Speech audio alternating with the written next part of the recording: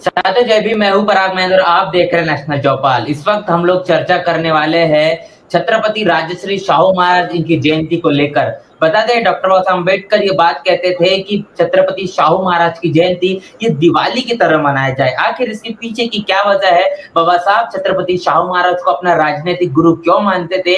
छत्रपति राजश्री शाहू महाराज ने आरक्षण के जनक जिनको कहा जाता है, और इनके ही आरक्षण के बदलत, इनके ही आरक्षण के इस नियम के बदलत बाबा साहब ने अपने जीवन के अंदर में तमाम सफलताएं को हासिल कर पाए। बड़े सवाल बने हुए देश के अंदर में आरक्षण को लेकर लगातार SC/ST लोगों को कटघरे के अंदर में खड़ा कर दिया जाता है और सवाल या निशान खड़े किए जाते हैं। तमाम मसलों को लेकर आज की इस बैठक में अब चर्चा करेंगे। हमारे साथ में मौजूद है हमारे नेशनल चौपाल इस चैनल के एंकर, रिपोर्टर और को फाउंडर इंजीनियर स्नेहा। बहुत बहुत स्वागत है। छत्रपति राजश्री शाहू महाराज की जयंती पूरा देश और दुनिया मनाता है, आपको भी इस जयंती की बहुत बहुत मंगल कामनाएं। सवाल इस तरीके से है कि छत्रपति राजश्री शाहू महाराज ने अपने कोल्हापुर रियासत में आखिर क्यों आरक्षण की नींव रखी, क्यों उनको आरक्षण का जनक माना जाता है, क्या आवश्यकता पड़ गई इस आरक्षण को लाने की? जी पराग जी, छत्रपति शाहू महाराज इनकी जो जयंती है वो महाराष्ट्र और महाराष्ट्र के बाहर पूरे देश में जो है वो सेलिब्रेट किया जा रहा है। और इसी छत्रपति शाहू महाराज के साथ जो है वो विषय जो है वो लगकर ही आता है आरक्षण का। और इस देश के अंदर आरक्षण जो है वो पहले ही बवाल का कारण है। मतलब आरक्षण को लेकर लगातार जो है वो ऐसा कहा जाता है कि आरक्षण से देश बर्बाद हो गया। लेकिन आज जो है, जैसे कि आप कह रहे हैं, ये सवाल सभी का होना चाहिए कि आखिर क्यों लगा शाहू महाराज को कि रिजर्वेशन की कंसेप्ट होनी चाहिए या फिर रिजर्वेशन देना चाहिए। तो ऐसे में जो आपका सवाल है ये बहुत अच्छा सवाल है, और इस सवाल से जो है काफी सारे लोगों का जो है ये कह सकते हैं जो धुंधलापन है दिलो दिमाग के अंदर रिजर्वेशन को लेकर थोड़ा बहुत क्लियर हो सकता है। सबसे पहले जो है आरक्षण का ये जो कंसेप्ट है इसको अफर्मेटिव एक्शन के तहत ये बाहर के देशों में जैसे लागू था, तो उसी के तहत 1882 में महात्मा ज्योतिराव फुले इन्होंने हंटर कमीशन के आगे ये कंसेप्ट रखी थी कि एक तो फ्री और कंपलसरी एजुकेशन होना चाहिए, और इसी के साथ साथ नौकरियों में जो है वो उनका अनुपात के हिसाब से उनको वहां पर भी रिप्रेजेंटेशन मिलना चाहिए, मतलब वहां पर भी उनको मौका देना चाहिए। ये हंटर कमीशन के सामने जो कंसेप्ट रखी है महात्मा ज्योतिराव फुले ने। अब शाहू महाराज का जो है वो जो रिश्ता है महात्मा ज्योतिराव फुले के साथ गुरु शिष्य वाला, तो उन्होंने अपने गुरु की जो बात है उस बात का अवलोकन किया कि ऐसा क्यों कहा महात्मा ज्योतिराव फुले ने कि इनका जो एजुकेशन है ये फ्री होना चाहिए, कंपलसरी होना चाहिए, जबरदस्ती भी होना चाहिए, और साथ में इनको मौका भी मिलना चाहिए। अगर ये पढ़ लिख जाते हैं तो इनको मौका भी मिलना चाहिए। ऐसा क्यों कहा? तो इस बात को हम भी समझते हैं, तो हमको भी देश की वर्ण व्यवस्था और धर्म व्यवस्था को समझना पड़ेगा। जो लोग इल्जाम लगाते हैं कि आरक्षण से देश बर्बाद हुआ, वो पहले अगर अपने धर्म व्यवस्था में अगर झांक देख लेते तो ये जो सवाल है आज की तारीख में नहीं आता। लेकिन जो लोग ऐसा मानते हैं कि आरक्षण से देश बर्बाद हुआ, वो अपने धर्म पर सवाल या निशान खड़े नहीं करना चाहते। वो अपने धर्म को जो है ना वो सेफ जोन में रखकर आरक्षण पर सवाल खड़े करते हैं, सेफ जोन में रखकर बाबा साहब पर, फुले साहब पर, छत्रपति शाहू जी महाराज पर जो है वो सवाल खड़े करते हैं। तो आज की तारीख में जैसे जिस विषय पर हम बात करें तो वर्ण व्यवस्था और धन व्यवस्था को समझना बड़ा जरूरी है। तो चाहे वो वेदों की व्यवस्था हो या फिर मनु की व्यवस्था हो, उस मनु की व्यवस्था में कुछ लोगों को जो है ना पहले से प्रिविलेज मिला हुआ है, मतलब सारे हक अधिकार जो है पहले से मिले हुए हैं, और कुछ लोगों को उन्होंने छोड़ दिया। वो जो कुछ लोग हैं वो कुछ लोग नहीं है, वो बहुत ज्यादा संख्या में लोग हैं। तो इस व्यवस्था से कुछ लोगों को पढ़ने लिखने का अधिकार मिला, कुछ लोगों को अपना जीवन यापन, अपने जीवन में उन्नति करने का मौका मिला, अवसर मिला, चाहे वो राजपाट के माध्यम से हो, चाहे वो धन इकट्ठा करने के माध्यम से हो, या फिर ज्ञानार्जन करने के माध्यम से हो। तो ये सारी चीजें जो हैं, ये अधिकार जो है इस देश के SC/ST को नहीं था, ये OBC को नहीं था। और ये इस सिस्टम का जब अवलोकन हमारे महापुरुष करते हैं, चाहे महात्मा ज्योतिराव फुले हो, चाहे छत्रपति शाहू जी महाराज हो, तो ये उनको ये समझ आ रहा है कि ये जो सिस्टम है, इस सिस्टम में कुछ लोग जो है वो बेनिफिशरीज है, उन्होंने इस व्यवस्था का फायदा लिया है और कुछ लोगों ने नहीं लिया। वो जो लोगों ने नहीं लिया उनकी संख्या ज्यादा है, और उनको क्यों फायदा नहीं मिल रहा है, तो जाति की वजह से नहीं मिल रहा। और फिर ये जो है, तो अब इनको इनका अपमान जाति की वजह से, इनको पढ़ने लिखने का अधिकार नहीं है जाति की वजह से, ये धन इकट्ठा नहीं कर सकते हैं, ये व्यापार व्यवसाय नहीं कर सकते हैं क्योंकि जाति की वजह से, ये तलवार हाथ में नहीं ले सकते हैं जाति की वजह से, ये राजपाट नहीं कर सकते, राजा नहीं बन सकते जाति की वजह से। तो ये जो सिस्टम है जाति वाला, कास्ट वाला, इस सिस्टम से कुछ लोगों को मान सम्मान मिलता है और कुछ लोगों को गुलामी मिलती है, कुछ लोगों को इसमें बहुत ज्यादा रिस्पेक्ट मिल रहा है समाज के अंदर कि आपका नाम देख लो, सरनेम देख लो उससे, और कुछ लोगों का नाम सरनेम देखकर जो है उनको तुच्छता की नजर से देखा जाता है, उन्हें घृणा की नजर से देखा जाता है, उन्हें अपमानित किया जाता है। तो ऐसे इनको अपमान से बाहर निकालने के लिए, इनको सम्मान पूर्वक जीवन जीने के लिए महात्मा ज्योतिराव फुले ने ये माना कि एजुकेशन बहुत जरूरी है, और एजुकेशन जरूरी है। तो एजुकेशन अगर दे भी दिया जाए तो भी उसके बाद उनका नेक्स्ट स्टेप होगा कि उनको जो है अपने मंजिल पर पहुंचाने के लिए उनको रिप्रेजेंटेशन भी देना पड़ेगा, क्योंकि घृणा इतनी है कि आप उनको अगर जबरदस्ती पढ़ा भी दो तो उनको सिस्टम में स्वीकार कौन करेगा। तो इसीलिए महात्मा ज्योतिबा फुले का कहना है कि इनको सिस्टम में एडजस्ट करने के लिए भी इसको बाध्य करना पड़ेगा। और ये रिजर्वेशन जो है ना, वो इसलिए नहीं है कि SC ST OBC के लोगों को पढ़ाई लिखाई में ये इनको अकल नहीं है, ये कम पढ़े लिखे हैं, इनकी बुद्धि नहीं चलती, इसलिए नहीं है, बल्कि ये इसलिए है क्योंकि ये जो देने वाले लोग हैं, जो शासन सत्ता में बैठे हैं, ये जो बांटने वाले लोग हैं, उनकी नीयत में खोट है। वो उन्होंने हजारों सालों से नहीं व्यवस्था बनाई है, समझ रहे हैं, हक अधिकार नहीं देने की व्यवस्था बनाई है। तो देना चाहिए, इसलिए कंपलसरी देना चाहिए, इसीलिए ये इस 1882 में हंटर कमीशन के सामने महात्मा ज्योतिराव फुले अपनी बात में कहते हैं। और उस बात को समझकर, उस बात को, क्योंकि शाहू महाराज राजा थे, तो शाहू महाराज इस बात को समझ लेते हैं कि हमारे महापुरुषों ने अगर बात बताई तो इस सिस्टम से क्या हो सकता है। तो राजा थे तो उन्होंने लागू कर दिया, और लागू करने के बाद उन्हें ये समझ आया कि जो लोग देना नहीं चाहते हैं उनको मांगना पड़ रहा है, लेकिन शाहू महाराज ने क्या किया, खुद ही दे दिया। तो ये बांटने वाला जो अधिकार है, जो व्यवस्था ने किसी को नहीं दिया था, उन्होंने कहा देना ही नहीं है, और यहाँ पर जो है देना है, और इसके लिए आप बाध्य है। ये रिजर्वेशन है कि आपको देना ही पड़ेगा। आप जो अपनी मनमर्जी चलाते हैं वो मनमर्जी नहीं चलेगी। तो उनको पहले यहाँ एजुकेशन में भी मौका दो और नौकरियों में भी मौका दो। ये रिजर्वेशन का जो बेसिक जो था वो यहाँ से जाति व्यवस्था से निकल कर आया, वर्ण व्यवस्था से निकल कर आया। और जो लोग इल्जाम लगाते हैं वो अपनी वर्ण व्यवस्था को झाँक कर नहीं देखना चाहते। पराग जी।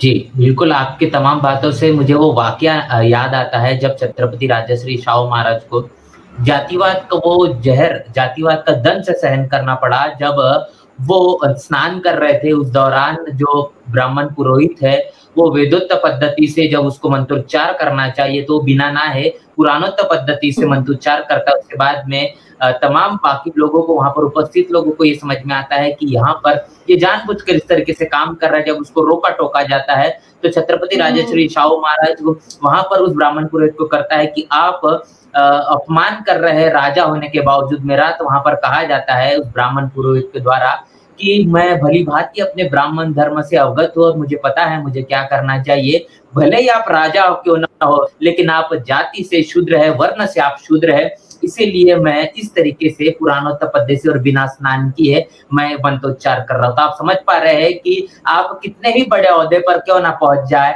आप राजा ही बनकर क्यों ना हो, लेकिन जातिवाद और जो वर्णवाद है वो आपका पीछा नहीं छोड़ता। और छत्रपति राजश्री शाहू महाराज को इस बात को लेकर उनको समझ में आया कि आज मेरे राजा होने के बावजूद इस तरीके से चीजें होती है तो मेरे प्रजा के साथ में क्या होता होगा। और तब जाकर उन्होंने आरक्षण और रिजर्वेशन किए, प्रतिनिधित्व की नींव रखी और इसको लेकर आज वर्तमान स्थिति के उस चीज को सीख लेकर भारतीय संविधान में बाबा साहब ने लाने का काम किया। लगातार ये सवाल निशान SC ST के लोगों को लेकर खड़ा किया जाता है, उनको कटघरे में खड़ा किया जाता है कि आरक्षण के कारण पूरा देश का बंटाधार हो चुका है। क्या लगता है, कितना सच मानते हैं इस बात को आप? अगर आरक्षण के कारण देश का बंटाधार होता तो ईडब्ल्यूएस जो रिजर्वेशन कोटा है, जिसे सुदामा कोटा कहते हैं, वो कोटा नहीं लागू होता। इसका मतलब ये है कि अगर बंटाधार होने में अगर SC ST OBC का रिप्रेजेंटेशन होना अगर बंटाधार है, तो ये इस बंटाधार में सवर्ण क्यों शामिल हो रहे हैं? तो इसका मतलब ये है कि वो भी शामिल हो रहे हैं, तो ये बंटाधार होने वाली प्रक्रिया नहीं है, ये प्रक्रिया है अधिक रिप्रेजेंटेशन की। मतलब कि जिनको नहीं मिल रहा है उनको मिले, और जिनको पहले से मिल रहा है उनको और मिल रहा है। मतलब कि ईडब्ल्यूएस के माध्यम से जिनको पहले से मिल रहा है, सारे अधिकार पहले से उनको थे, वो पढ़ने लिखने वाले कौम हैं, उनकी अगर आप 2 पीढ़ियां भी पीछे जाते हैं तो उनके घर में पढ़ने लिखने वाले लोग मिलते हैं। वही 2 पीढ़ियां अगर SC ST OBC के घर में पीछे जाइए तो आपको पढ़ने लिखने वाले लोग नहीं मिलते, नौकरी करने वाले लोग नहीं मिलते। तो ये बंटाधार वाला जो मामला है, ये बस ऐसा है कि SC ST को जो है वो बदनाम किया जाए। लेकिन अगर आप एक सशक्त देश की कंसेप्ट को अगर ध्यान में रखते हैं, महासत्ता बनाने की बात करते हैं, तो अगर इस देश का 85% बहुजन समाज जो है वो हायर एजुकेशन में नहीं आता है, वो अच्छा एजुकेशन नहीं लेता है, वो सर्विस सेक्टर में नहीं आता है, तो क्या सशक्त देश की जो कंसेप्ट है वो कंसेप्ट कैसे पूरी होगी? तो ये एक बात है कि हमारा जो देश के अंदर SC ST का रिप्रेजेंटेशन की अगर जब बात हो, तो आज तो लग रहा था कि SC ST को रिजर्वेशन मिल रहा है, OBC को मिल रहा है, तो जो सवर्णों के पेट में जो दर्द हो रहा था, वो दर्द जो है वो EWS से जो है वो रिकवर हो जाएगा, लेकिन ऐसा नहीं हो रहा है। मतलब इसका मतलब यह है कि वो EWS से अभी भी संतुष्ट नहीं है। हालांकि इस देश के अंदर जो सवर्ण कोटा खुला है, मतलब जनरल कोटे से सवर्णों के लिए जो जगह सारी खुली है 50% से अधिक, उसके बाद भी 10% और देना पड़ रहा है, उसके बाद भी वो सेटिस्फाइड नहीं है। क्यों सेटिस्फाइड नहीं है, ये कारण ढूंढना बहुत जरूरी है। वो इसलिए सेटिस्फाइड नहीं है क्योंकि उनको दर्द इससे नहीं है कि तुमको मिल रहा है हमको भी मिल रहा है, उनका दर्द ये है कि तुमको मिलना ही नहीं चाहिए। क्यों नहीं मिलना चाहिए? क्योंकि इस व्यवस्था ने कहा तुमको नहीं मिलना चाहिए, वर्ण व्यवस्था ने कहा तुमको नहीं मिलना चाहिए, तुमको पढ़ने लिखने का अधिकार वर्ण व्यवस्था कहती है कि नहीं होना चाहिए। तो ये जो EWS के बाद भी जो असंतोष दिख रहा है, जो अभी भी ये लोग कंफर्टेबल नहीं फील करते हैं इनको रिजर्वेशन मिलने के बाद भी, वो इसीलिए इसके लिए भले पता है बीजेपी सरकार को कितनी ये करना पड़ा, मतलब फंडामेंटल राइट्स में वो संशोधन करते हैं, फंडामेंटल राइट्स में जाकर अपने क्लॉज डालकर, और ऐसे क्लॉज डाल रहे हैं कि EWS का जो कोटा है वो सिर्फ और सिर्फ इकोनॉमिक वीकर सेक्शन के लिए है, वो लोग जो कि गरीब है ना, आर्थिक दृष्टि से कमजोर है, लेकिन वो SC नहीं हो सकता, वो ST नहीं हो सकता, वो OBC नहीं हो सकता। मतलब फंडामेंटल राइट्स में बदलाव करके, मतलब इतना बड़ा रिस्क लेकर संविधान संशोधन करने के बाद भी अगर सवर्ण जो है वो सेटिस्फाइड नहीं है और आज भी अगर आरक्षण पर सवाल खड़े करते हैं, इसका मतलब ये कारण हमको ढूंढना होगा कि उनका ये नहीं है तुमको मिल रहा है हमको भी मिल रहा है, उनका ये है हमको मिलता ही रहे, तुमको नहीं मिलना चाहिए। और यही जो है, यही जो गूढ़ रहस्य है, यही गूढ़ रहस्य जो है वो रिप्रेजेंटेशन का रहस्य है, यही गूढ़ रहस्य जो है वो रिजर्वेशन का गूढ़ रहस्य है। पराग जी। आरक्षण को लगातार इस बात से जोड़ा जाता है कि आरक्षण ये गरीबी हटाओ कार्यक्रम है। क्या लगता है, कितना सच मानते हैं इस बात को कि वाकई में जो लोग इकोनॉमिकल वीकर सेक्शन है या फिर जो लोग आर्थिक रूप से मजबूत है, इस विचारधारा, इस कॉन्सेप्ट को लेकर आरक्षण को लाया गया? क्या लगता है आपको, क्या इसके पीछे की यही सच्चाई है कि गरीबी को इस देश से हटाने के लिए हमको आरक्षण उसके लिए एक सबसे ऊपर सफल उपाय है? क्या लगता है? गरीबी हटाओ के लिए जो है वो, इसके पहले भी जैसे मैंने कहा, रिजर्वेशन यह गरीबी हटाने वाला सिस्टम नहीं है। रिजर्वेशन का मतलब यह है कि आप मुख्यधारा में उन लोगों को लेकर आए कि जो अभी भी हाशिए पर है और मुख्यधारा में नहीं आए हैं। तो मुख्यधारा में मतलब कि अगर एजुकेशनल बात की जाए, शिक्षा के क्षेत्र में बात की जाए, तो शिक्षा के क्षेत्र में जो समाज, जो कौम, जो लोग अभी तक उनको मौका नहीं दिया गया, अवसर नहीं दिया गया, उनको पढ़ने लिखने का अधिकार नहीं दिया गया, उन लोगों को मुख्यधारा में लेकर आने का जो क्या कहते थे, लेकर आने वाला जो सिस्टम है वो ये सिस्टम है। और वही अगर हम बात करते हैं कि ये जो रिजर्वेशन है उसको गरीबी हटाओ के इससे देखते हैं कि अगर SC ST का जो कैंडिडेट है या फिर SC ST का जो बच्चा है वो अगर रिजर्वेशन का फायदा लेकर पढ़ लिख लेता है, नौकरी पे लग जाता है, तो उसकी जिंदगी में जो बदलाव आता है तो वो बदलाव एक इंडिविजुअल बदलाव के तौर पर अगर हम देखते हैं तो वो उसे ये हमें समझता है कि ये गरीबी हटाओ की तरह लगता है। लेकिन ये इंदिरा गांधी जी के नारे की तरह नहीं है गरीबी हटाओ वाला, ये है रिप्रेजेंटेशन का, कि मतलब अगर देश के अंदर किसी भी क्षेत्र में 100 अगर मान लो कि 100 डॉक्टर तैयार हो रहे हैं और 100 डॉक्टर्स में इस देश का SC ST OBC का डॉक्टर एक भी ना हो और 100 के 100 डॉक्टर सवर्ण हो, तो ये संतुलन कैसा लगेगा? ये संतुलन है क्या? पहली बात तो ये संतुलन ही नहीं है, ये असंतुलित व्यवस्था है। मतलब कि अगर कोई एक समाज जो है वो एजुकेशनली स्ट्रांग हो रहा है और एक समाज, इसका मतलब यही हुआ कि और दूसरा जो समाज है चाहे फिर वो SC ST OBC हो वो कमजोर हो रहा है। अगर 100 लोग ग्रेजुएट हो रहे हैं और 100 लोग ग्रेजुएट अगर हो रहे हैं और उसमें सिर्फ और सिर्फ सवर्ण ही 100 ग्रेजुएट हो रहे हैं और बाकी नहीं हो रहा है, इसका मतलब वो नॉन ग्रेजुएट है या फिर वो ग्रेजुएशन तक पहुंचे ही नहीं, तो कैसी कल्पना लगेगी हमको?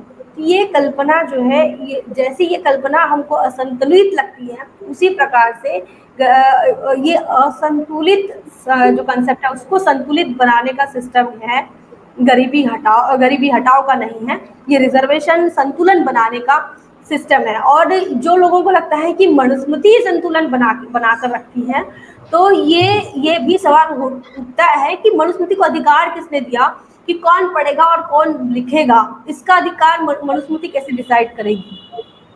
क्योंकि मौका सबको मिलना चाहिए, मौका सबको बराबरी का मिलना चाहिए, सबको अवसर मिलना चाहिए और वो डिपेंड करेगा उसकी अपनी बुद्धिमत्ता पर कि क्या वो उसे कैश कर पाता है या नहीं कर पाता, लेकिन मौका तो दो।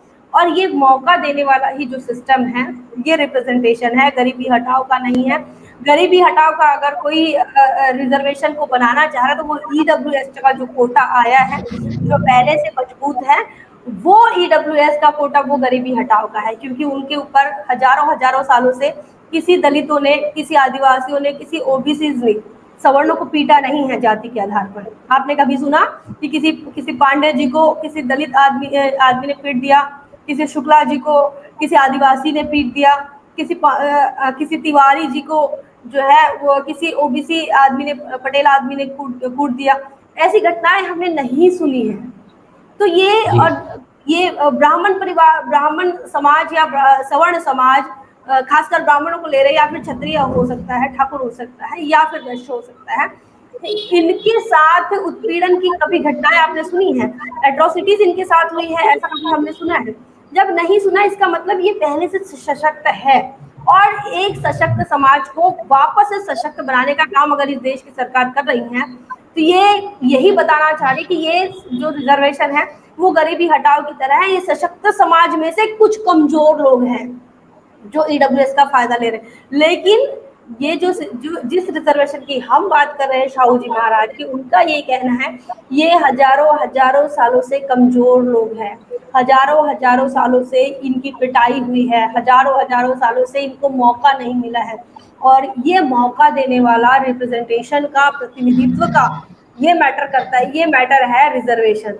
और यही इसे अगर आप देखो, अगर अमेरिका की अगर हम बात करते हैं, वहाँ जो अफर्मेटिव एक्शन है और जो काले लोगों को जो अधिकार दिए गए हैं अफर्मेटिव एक्शन के तहत जो रिजर्वेशन दिया गया है, अगर यही सोचिए कि वही अमेरिका में EWS कोटा की तरह लागू किया जाए और वहाँ पर पहले से सशक्त समाज जो है, जो वहाँ के जो गोरे लोग हैं वो पहले से सशक्त है, हर जगह फिल्म इंडस्ट्री में, बिजनेस सेक्टर में, एजुकेशन में, सर्विस सेक्टर में, टेक्नोलॉजी के सेक्टर में वो लोग पहले से मजबूत है। और अगर अफर्मेटिव एक्शन ऐसी चलाई जाए कि वो काले लोगों के लिए न होकर वो गोरे लोगों के लिए हो, कैसा लगेगा? मतलब जिस देश में वो पहले से सशक्त है और उसी में उन्हीं के लिए अफर्मेटिव एक्शन के तहत EWS का कोटा अगर लागू कर दिया जाए अमेरिका के अंदर, तो कैसा लगेगा? क्यों? लेकिन वहाँ जो अफर्मेटिव एक्शन है वो उनके लिए है जो सताए हुए हैं, जो परेशान रहे, जो जब उन्हें लगा कि मानवता को शर्मसार करने वाली घटना है तो अमेरिका ने स्वीकार कर लिया। जो उनका रिप्रेजेंटेशन है वहाँ के निग्रो लोगों का, उनको उन्होंने स्वीकार कर लिया। और यहाँ पर जो है, यहाँ के सवर्ण जो है वो स्वीकार नहीं कर रहे हैं। मानवतावाद वाली भावना या आत्मग्लानि वाली भावना भारत के अंदर किसी भी सवर्ण में आपको नहीं दिखेगी। और यही वजह है कि वो इस देश के अंदर रिजर्वेशन को गरीबी हटाओ के नाम से बदनाम करना चाहते हैं, बल्कि ये समाज का संतुलन बनाने और मानवतावाद को जिंदा रखने की एक ये कह सकते हैं जिंदा रखने की एक मिसाल है रिजर्वेशन। पराग जी।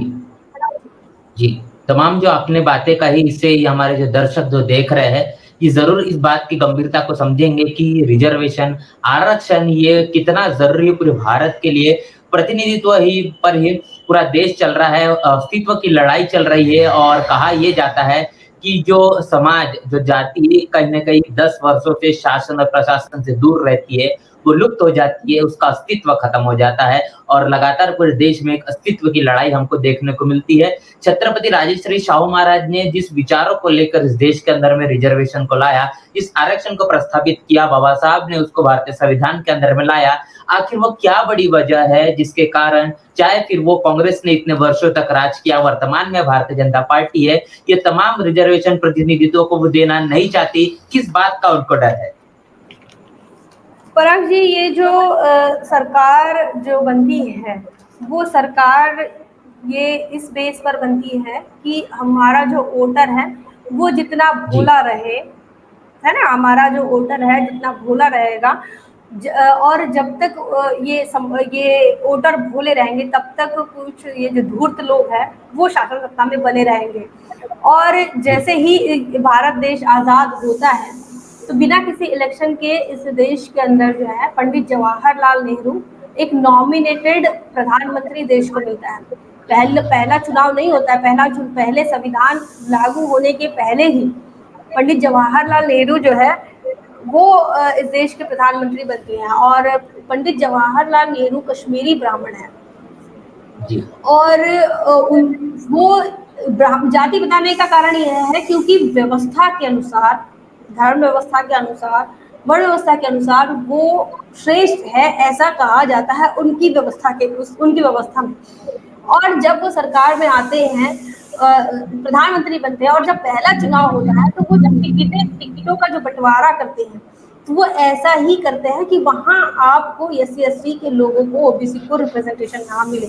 तो मतलब वो 60% जो सीटों का बंटवारा करते हैं वो 60% सीटें वो 100% सवर्णों में देते हैं। तो इसका मतलब ये हुआ कि जैसे ही नींव रखी गई संविधान की, उसके बाद से ही उन्होंने पहले ही रिप्रेजेंटेशन जो है वो स्वीकार नहीं किया, SC/ST OBC का रिप्रेजेंटेशन स्वीकार नहीं किया। और अगर ऐसा किया होता तो सीटों का बंटवारा कैसे होता? उस हिसाब से होता जिस अनुपात में इस देश के अंदर समाज पाया जाता है। और हालांकि उस समय लोकतांत्रिक व्यवस्था से भारत का जो समाज है उतना परिचित नहीं था, तो उस समय विरोध नहीं हो पाया। लेकिन जैसे जैसे समाज मैच्योर होता गया, वैसे वैसे कांग्रेस की जो सरकार रही उन्होंने वैसे वैसे जो है पॉलिटिक्स करती रहे। और जब ऐसे में समझ में आया कि जब तक जो लोग हैं भोले रहेंगे, उन्हें वो अधिकार मांगने की कगार पे रहेंगे, तब तक शासन सत्ता में रहना और शासन सत्ता चलाना ये आसान होता है। और इसीलिए रिप्रेजेंटेशन से जो बैकलॉग नहीं भरने का जो काम है वो कांग्रेस ने इसीलिए किया क्योंकि मांगने वाला जो समाज है वो रहना चाहिए। और अगर मांगने वाला ना हो तो सरकार किसके भरोसे राजनीति करेगी? अगर सभी सशक्त हो जाए तो यही कांग्रेस का ये रहा कि अगर SC/ST OBC को तो दिया ही नहीं, SC/ST को कैसा ही मिल रहा था, तो SC/ST अगर मांगने वाला नहीं रहेगा तो दिक्कत पड़ेगी। और अगर मांगेगा नहीं, वो अपने पैरों पर खड़ा हो जाएगा, तो कांग्रेस का होना और नहीं होना उसके लिए कोई मतलब नहीं रहेगा। तो उन्होंने अपने राजनीतिक वर्चस्व को बनाए रखने के लिए जो है वो लगातार 50 से 60 साल तक, जितने साल कांग्रेस ने राज किया, 50 साल लगभग, उन्होंने रिजर्वेशन को ऐसा रखा कि वो उपयोग में था लेकिन उसकी उपयोगिता नहीं थी। बैकलॉग नहीं भरा, कहाँ की ऐसा कहा जाता है कि कांग्रेस के शासनकाल में ऐसा कहा जाता था कि जो बैकलॉग भरने का जब नंबर आता था तो वो कहते थे कि पहले कि कोई बंदा जो है वो अवेलेबल नहीं है, चाहे SC/ST का हो, किसी सीट के लिए अगर कोई व्यक्ति चाहिए, कैंडिडेट चाहिए, तो वो कहते थे कि अवेलेबल नहीं है। और जब अवेलेबल होने लगे तो अवेलेबल होने के बाद वो कहने कि सूटेबल नहीं है। तो मतलब इस प्रकार से रिजर्वेशन को कमजोर बनाने, तो रिजर्वेशन को कमजोर नहीं बनाया कांग्रेस ने, समाज को कांग्रेस जो है कमजोर बनाया, समाज को दुर्बल बनाया, समाज को जो है वो लाचार बनाने का जो सिस्टम है वो कांग्रेस ने बड़े जोरों शोरों से किया। बीजेपी कुछ अलग नहीं कर रही है। बीजेपी ने तो जहां पर अब रिजर्वेशन आपको कहाँ मिलता है, गवर्नमेंट सेक्टर में मिलता है, और गवर्नमेंट सेक्टर ही नहीं बचेंगे, गवर्नमेंट सेक्टर को 100% जो है वो प्राइवेट सेक्टर करने का जो ठान लिया है बीजेपी सरकार ने, क्योंकि ये कांग्रेस का ही काम है, जो अधूरा काम है प्राइवेटाइजेशन को राजीव गांधी लेकर आए थे और उसी को पूरा करने का काम आज बीजेपी सरकार कर रही है। हालांकि वो कांग्रेस का विरोध करते होंगे, लेकिन विचारधारा जो है या फिर काम जो है, नीतियां जो है वो उसी प्रकार की है। तो ये रिजर्वेशन पॉलिसी को खत्म करने के लिए आज प्राइवेटाइजेशन का इस्तेमाल हो रहा है। तो सेम जो चीज कांग्रेस ने की अपने शासनकाल में, अपना वर्चस्व बनाए रखने के लिए लोगों को लाचार रखा, अपने वर्चस्व को बनाए रखने के लिए लोगों को जो है वो एजुकेशन सिस्टम में आने नहीं दिया, वो नौकरियों के सिस्टम में आने नहीं दिया, अपर की पोस्टों पर आने नहीं दिया। आज बीजेपी भी वही कर रही है। की पोस्ट की अगर हम बात करें तो लेटरल एंट्री से हो रही है, उसको नॉमिनेटेड करना पड़ेगा। तो पराग जी, आपको तो कोई नॉमिनेशन नहीं करेंगे मंत्रालय में, अगर आपको अधिकारी बनाना है तो आपको कौन नॉमिनेट करेगा? आप शेड्यूल कास्ट से आते हैं, हमको कौन नॉमिनेट करेगा? यहाँ जो है नॉमिनेट उनको किया जाता है जो कॉर्पोरेट सेक्टर में जो लोग हैं या पॉलिटिकल बैकग्राउंड से आते हैं, उन लोगों को नॉमिनेट कर, मतलब कि अब यूपीएससी की भी उपयोगिता उतनी नहीं रही लेटरल एंट्री के सामने। वही अगर आप देखें तो अब जिस नौकरियों की जहाँ पे ज़्यादा से ज़्यादा चांसेस होते थे वो रेलवे है, बैंकिंग है, या फिर तमाम जो सेंट्रल और राज्य के जो पदों पर नियुक्ति करते हैं, और वहाँ से जब अपनी जिंदगी को अच्छे से मान सम्मान पूर्वक गुजर बसर करने के लिए बहुजन समाज जब तैयार होता है, वो उन सेक्टरों को अगर आप प्राइवेट सेक्टर में दे देते हैं तो ऐसे में उसका पे स्केल भी घटेगा, और पे स्केल घटने से जो एक तो रिजर्वेशन है नहीं उसमें, और नाम मात्र से अगर आप उसे लेते हैं तो उनका पे स्केल कम होने की वजह से वो अपने आप में कमजोर ही महसूस करेगा। तो ये बड़ा जो षड्यंत्र है जो कांग्रेस कर रहा था वो आज बीजेपी का है, और ये काफी भयावह है। ये एक तो SC/ST को रिजर्वेशन मिला, ओबीसी को दिया नहीं, और जब बहुजन समाज पार्टी के मानवर कांशीराम साहब की वजह से ओबीसी को मिलने लगा तो EWS के नाम पर फिर कटौती हुई, और इसी के साथ साथ जो है वो क्रीमिलेयर के नाम पर भी ओबीसी की रिजर्वेशन की कटौती हो रही है। तो इस प्रकार से कहीं ना कहीं रिजर्वेशन को कमजोर करने की, रिजर्वेशन को जो है उसकी उपयोगिता कम बताने की बड़ा काम जो है वो बड़ा षड्यंत्र हम इसे कहेंगे, ये बड़े जोरों शोरों से हो रहा है। पराग जी। जी बिल्कुल, जिस प्रकार आपने तमाम जो विश्लेषण रखा और इन तमाम बातों से ये सारांश निकल कर आता है कि जिस प्रकार तमाम जो प्राइवेट सेक्टर में तब्दील करने के लिए पूरी भारतीय जनता पार्टी की सरकार जोर शोर से जुट चुकी है। गवर्नमेंट सेक्टर में ही हमको रिजर्वेशन देखने को मिलता है। 2% नौकरियां ही पूरे भारत के अंदर में कहने की गवर्नमेंट सेक्टर में बची हुई है। अब इन 2% नौकरियों से भी कहने की इस देश के अंदर में मनुवादी विचार रखने वाले लोगों को, आरक्षण विरोधी तमाम लोगों को तकलीफ है। और सवाल यहाँ पर यह उठता है कि अगर इस देश के अंदर में जिस प्रकार आरक्षण को लेकर लगातार एक विरोधाभास देखने को मिलता है, और इस देश के अंदर में क्या ऐसी कोई सरकारें रही जिन्होंने इस देश के अंदर में अपनी सत्ता में रहते रिजर्वेशन को लागू किया, गवर्नमेंट सेक्टर तो छोड़िए प्राइवेट सेक्टर के अंदर में भी वो चीजें उन्होंने सफल करके दिखाई। ऐसा कहने के इतिहास में हमको देखने को मिलता है, या भविष्य में ऐसा कुछ हो सकता है, क्या लगता है आपको? पराग जी, इसमें मैं याद दिलाना चाहूंगी कि जब उत्तर प्रदेश के अंदर बहुजन समाज पार्टी की सरकार रही तो बहुजन समाज पार्टी ने तो पहले बैकलॉग भरने का काम किया। जिस SC/ST और OBC के लिए दरवाजे बंद थे नौकरियों के, उन दरवाजों को खोलना, मतलब कि बैकलॉग को भरना है। आज की तारीख में पूरे देश के अंदर जो है बैकलॉग भरा पड़ा, और कोई भर नहीं रहा है, उसे भर नहीं रहे क्योंकि वो इंतजार कर रहे हैं कि वो किसी प्राइवेट कंपनी को उसका ठेका दे दिया जाए, और फिर प्राइवेट कंपनियां जो है उसे कम कम सैलरी में जो है वो ह्यूमन रिसोर्स जो है अपनी तरफ से लेकर है। तो इस प्रकार का एक बड़ा प्रयास जो है आज भी हो रहा है और लगातार हर राज्यों में और देश के अंदर भी ये सिस्टम हमको नजर आ रहा है। लेकिन जब बहुजन समाज पार्टी की शासनकाल की अगर हम बात करते हैं तो बीएसपी ने सिर्फ बैकलॉग भरा बल्कि प्राइवेट सेक्टर में भी रिजर्वेशन देने का काम किया।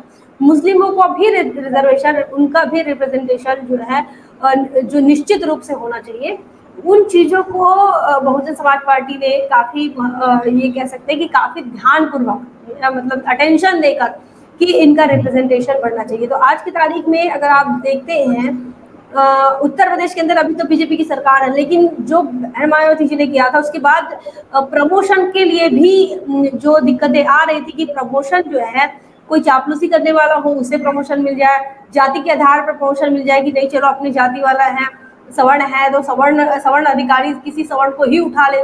तो ऐसे में बहुजन समाज पार्टी का ये भी कहना था कि प्रमोशन में भी रिजर्वेशन होना चाहिए और इसके लिए जो अधिकारी है उसके लिए अगर वो शेड्यूल कास्ट का ही पोस्ट है, मतलब शेड्यूल कास्ट के लिए ही प्रमोशन निकला है तो उसमें सिर्फ शेड्यूल कास्ट का होगा या शेड्यूल ट्राइब का होगा, रिजर्व कैटेगरी का होगा। लेकिन तो जो जातिवाद इस प्रमोशन के सेक्टर में भी आ रहा था उससे भी क्या कहते हैं बहुजन समाज पार्टी ने जो है काफी मात्रा में इस पर विराम लगाया था। इसके बाद बहुजन समाज पार्टी का कहना था कि ये चीजें जो है वो पूरे देश में लागू होनी चाहिए, लेकिन वो समाजवादी पार्टी ने जो है उसका बिल फाड़ दिया और फिर उसके बाद राज्यसभा में बिल फाड़ दिया और फिर उसे वो पास ना हो सका, लोकसभा में बिल फाड़ दिया। तो इस प्रकार से जो है रिजर्वेशन का लगातार जो है विरोध होता रहा, लेकिन बहुजन समाज पार्टी ने अपने शासनकाल में प्राइवेट सेक्टर में रिजर्वेशन दिया और उनका हमेशा से आपने देखा होगा बहुजन समाज पार्टी घोषणा पत्र तो बनाती नहीं है, लेकिन हमेशा उनका एक मुद्दा ये रहता है कि अगर प्राइवेट सेक्टर आ रहे हैं तो उसके लिए पहले रिजर्वेशन की क्या पॉलिसी होगी। प्राइवेट सेक्टर अगर आ रहे हैं, आप बुला रहे हैं, इनवाइट कर रहे हैं कि आइए हमारे देश में बिजनेस कीजिए, एमएनसी कंपनियों को आप इनवाइट कर रहे हैं आइए, G20 के माध्यम से हजारों कंपनियां आने वाली है। तो अब जब आप बुला रहे हैं तो उसमें अगर आप ये कह रहे हैं कि लाखों रोजगार के जो है मौके मिलेंगे, लाखों लोगों को रोजगार मिलेगा, नौकरियों की अपॉर्चुनिटी आएगी, तो यही बहुजन समाज पार्टी का पहले भी स्टैंड था। और अभी जो फुले शाह बाबा साहब को मानते हैं उनका ये कहना है कि पहले डिसाइड तो कर लो कि अगर इतनी अपॉर्चुनिटी तैयार होती है तो इसमें रिजर्वेशन की क्या, रिजर्वेशन का क्या क्राइटेरिया होगा कि कितने प्रतिशत रिजर्वेशन दोगे, क्या यहाँ पर भी 15% रिजर्वेशन शेड्यूल कास्ट को रहेगा या नहीं रहेगा, शेड्यूल ट्राइब का रिजर्वेशन कितना रहेगा, ओबीसी का कितना रहेगा, अभी ईडब्ल्यूएस दे रहे हो तो ईडब्ल्यूएस का कितना रहेगा, तो ये अभी तक क्लियर नहीं हो रहा है। तो ये ईडब्ल्यूएस तो उन लोगों के लिए है कि भैया जो रिजर्वेशन के नाम से परेशान कर रहे हैं, हालांकि रिजर्वेशन का सारा कंसेप्ट ही इनको खत्म करना है, क्योंकि ठेका पद्धति से अब ये भर्ती मतलब कि नौकरियां लगेगी तो नौकरियों में, और जो 10 साल के लिए कहते हैं उनको ये भी नहीं, मतलब आज ये भी कंफ्यूजन है कि 10 साल के लिए कौन सी रिजर्वेशन था, 10 साल के लिए पॉलिटिकल रिजर्वेशन था जिसको हर 10 साल में बढ़ाया जाता है। तो ये चीजें जो है ये बहुजन समाज पार्टी ने अपने शासनकाल में कर दिया और जो बाबा साहब को मानने वाले लोग हैं वो इन चीजों की भलीभांति समझते हैं कि जो उत्तर प्रदेश के अंदर जो एम्प्लॉयमेंट मिला लोगों को वो रिजर्वेशन पॉलिसी से मिला, बैकलॉग को भरा गया और रिजर्वेशन पॉलिसी को क्या कहते हैं इम्प्लीमेंट किया गया। आज की तारीख में जो नहीं हो रहा है पूरे देश के अंदर उससे दिक्कतें पड़ रही है और तमाम लोग जानते हैं कि फिलहाल एम्प्लॉयमेंट को लेकर सब तरफ जो है क्वेश्चन मार्क बना हुआ है। पराग जी बिल्कुल, तमाम तरीके से आपकी बातों से यही एक सारांश निकल कर आता है कि आरक्षण, रिजर्वेशन कितना अहम है इस भारत के अंदर में विकास को लेकर, कितना अहम है इस देश को विश्व गुरु बनाने के लिए। जब तक के समान प्रतिनिधित्व संख्या के आधार पर नहीं दिया जाएगा तब तक इस देश के अंदर में जो दबे कुछ लोग हैं, schedule caste, schedule tribe, OBC से आने वाले खासतौर पर लोग हैं, ये मुख्य धारा में नहीं आ जाते तब तक इस देश का सही मायने में विकास नहीं हो सकता। एक पूरे इस चर्चा से निकल कर आया है। और जिस प्रकार आपने बताया कि बहुजन समाज पार्टी के शासनकाल में जो प्राइवेट सेक्टर में भी रिजर्वेशन देने का काम हुआ, इसका मतलब यह है कि तमाम प्रदेशों के अंदर में वह चलने वाली सरकार और केंद्र की सरकार भी इस तरीके के रिजर्वेशन को अमल में ला सकती है, लेकिन उनकी मंशा कहने की इस तरीके से नहीं है। इस देश में तमाम एससी, एसटी, ओबीसी और माइनॉरिटी लोगों को उनकी संख्या के आधार पर भागीदारी मिलना चाहिए। और ये जातिवादी सोच लगातार भारतीय जनता पार्टी की और इतिहास में कांग्रेस की देखने को मिलती है। महत्वपूर्ण मुद्दा यही है कि आने वाले भविष्य में तमाम तरीके से इन सरकारों को अब आजमा कर देख लिया गया है। अब उम्मीदें तो यही लगाई जा सकती है कि कब बहुजन राज आता है और देश के अंदर में एससी, एसटी, ओबीसी और माइनॉरिटी लोगों को उनकी संख्या के मुताबिक प्रतिनिधित्व दिया जाता है। इस पूरी चर्चा को लेकर क्या आपकी राय प्रतिक्रिया है, कमेंट बॉक्स में लिखकर जरूर बताएं। और इस चर्चा में जुड़ने के लिए आपका बहुत बहुत धन्यवाद। मिलते हैं नए वीडियो में, तब तक के लिए जय भीम, जय भारत। बहुजन विचारधारा को घर घर तक पहुंचाने के लिए हमारे YouTube चैनल को सब्सक्राइब करें, लाइक करें, कमेंट करें, शेयर करें और बेल आइकन की घंटी दबाना ना भूलें।